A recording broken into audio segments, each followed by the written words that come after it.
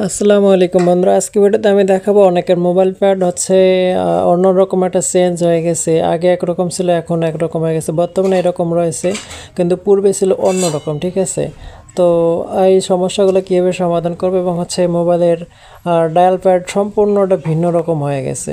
তো এই সমস্যাটা আমরা কীভাবে সমাধান করবো? এই সমস্যাটা সমাধান করতে হলে ছোট্ট একটা কাজ করতে হবে আমাদেরকে। প্লে স্টোর থেকেও আপনারা কাজটা করতে পারবেন।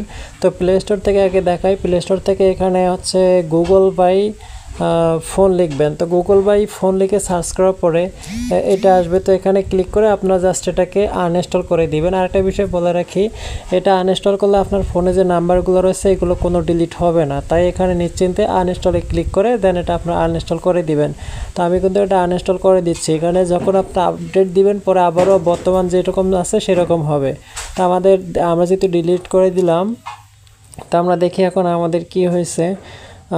এখানে দেখতে পাচ্ছেন আমাদের কিন্তু এখন পূর্বে যেরকম ছিল সেরকম হয়ে গেছে। ঠিক আছে, এখন এটা দেখি, এটা যদি এখনও সমস্যার আপডেট এখনও হয় নাই, তো এটাও এখন আমরা ডিলিট করে দিব বা আনইনস্টল করে দিব।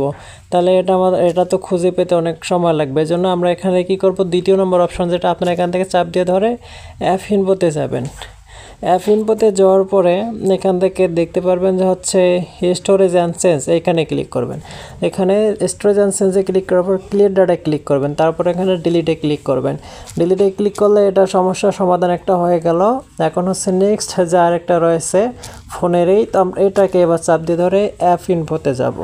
অ্যাপ ইনফোতে যাওয়ার পরে এখানে দেখতে পারবেন যে স্টোরেজ অ্যান্ড চেঞ্জ, এখানে ক্লিক করে ক্লিয়ার ডাটা দিব। তারপর এখান থেকে ডিলিটে ক্লিক করব। তো সমস্যাটি সমাধান করতে হয়। এই ছিল আজকে ভিডিওটি ভালো লাগলে আমাদের ইউটিউব চ্যানেল সাবস্ক্রাইব করবেন। আর আপনি আমার ফেসবুক আইডি থেকে দেখে থাকলে আমার আইডিটা অবশ্যই ফলো করবেন। ধন্যবাদ সবাইকে।